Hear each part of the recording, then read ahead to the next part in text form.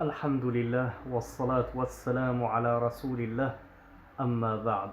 Un jour, un verset, Inch'Allah.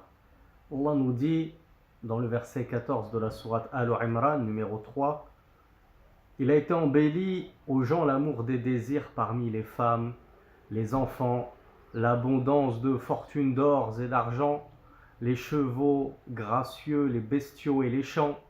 Ceci est la jouissance de la vie d'ici-bas, et auprès d'Allah se trouve le bon retour. Alors plusieurs réflexions par rapport à ce verset.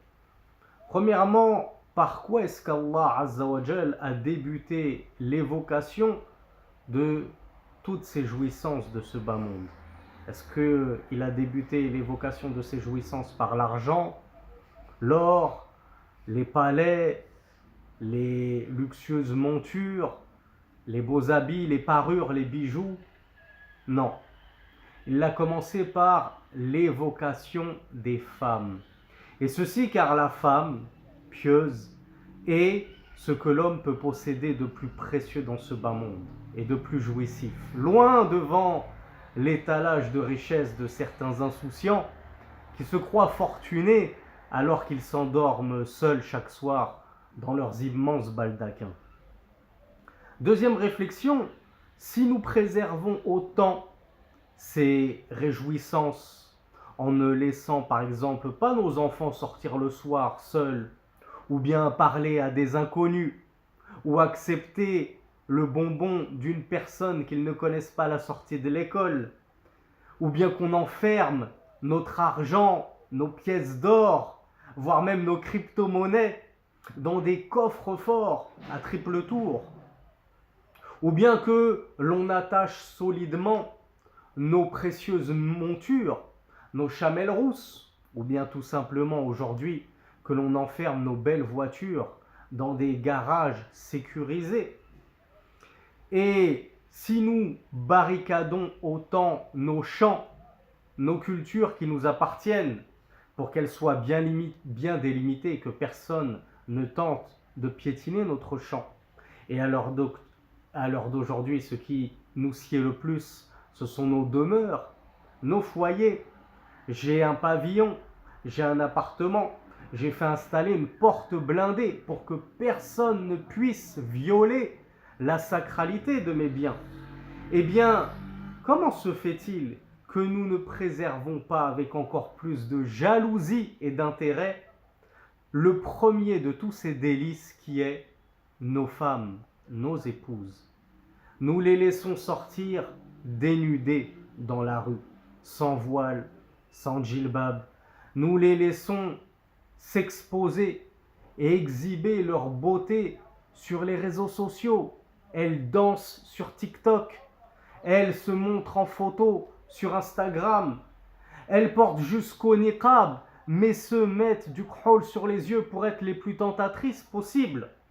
Elles sont allées très très loin dans l'exhibition et nous fermons les yeux là-dessus. Et ceci n'est pas normal du tout.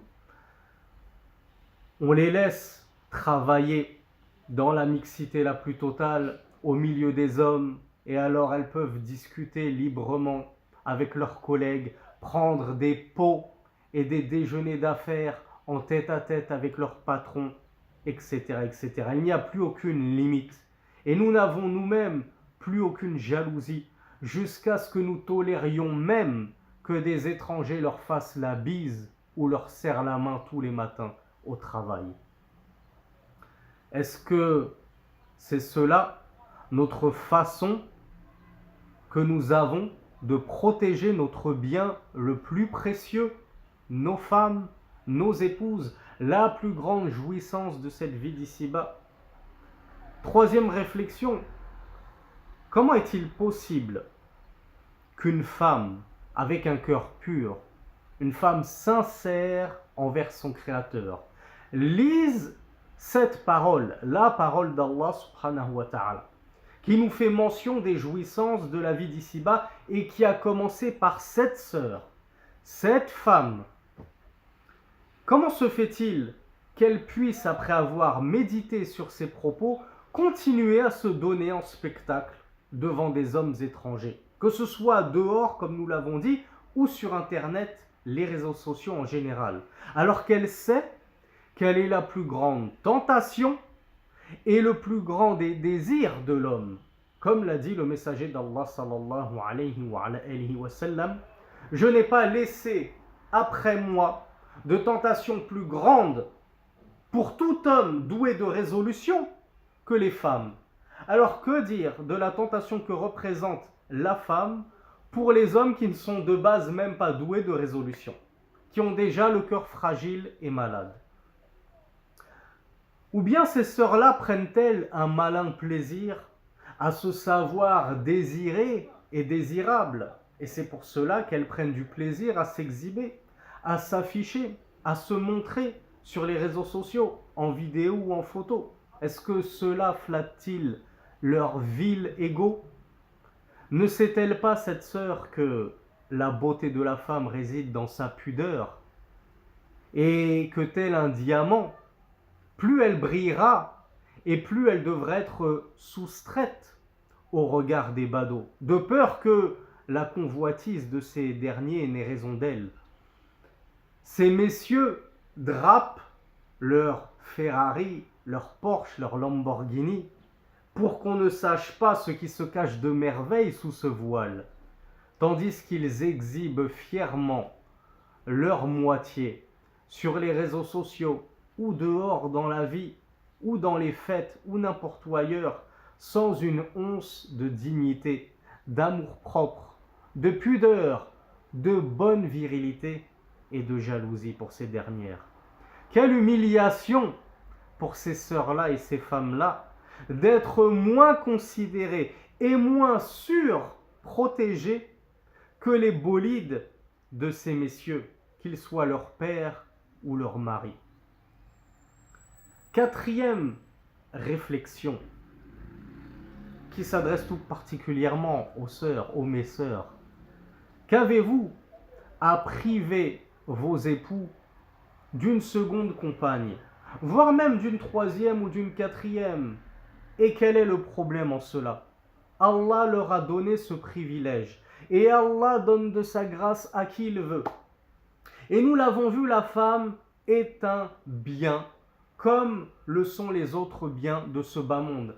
C'est un plaisir, c'est un délice, c'est une jouissance. Et de la même façon que vous n'interdisez pas à vos maris de prendre une seconde jouissance parmi les demeures, comme une maison au bord de la mer, au bled, comme une deuxième voiture pour nous faciliter les choses, comme d'autres, comme multiplier les différents travails pour gagner toujours plus de biens, d'or et d'argent.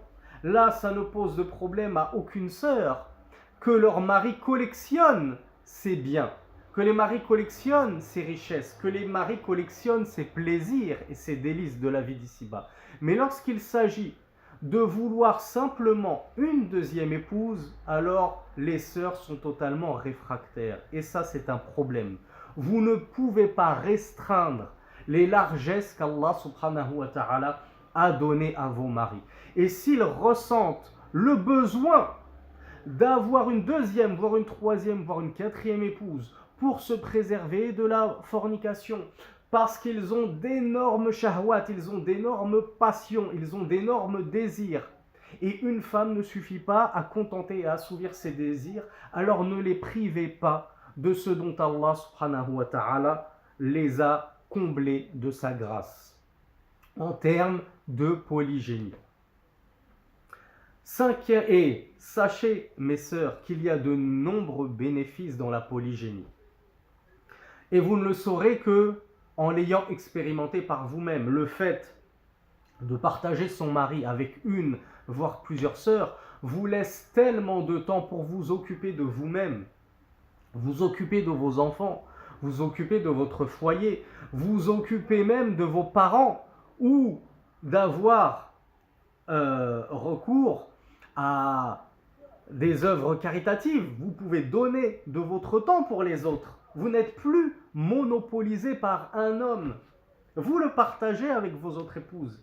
Ça vous permet de vous dégager un temps considérable. Vous n'avez plus à vous apprêter à être toujours sur votre 31 tous les jours, bien maquillé, bien coiffé, bien habillé pour recevoir votre mari à la maison. La maison n'est pas toujours obligée de briller parce que le mari n'est pas là. On peut se donner un peu de répit, un peu de repos lorsqu'il n'est pas là.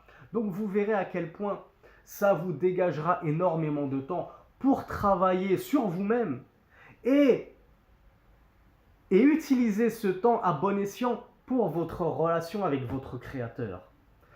En profiter pour apprendre davantage du Coran, apprendre la science. Et il y a tellement d'autres avantages qui se trouvent dans la polygynie.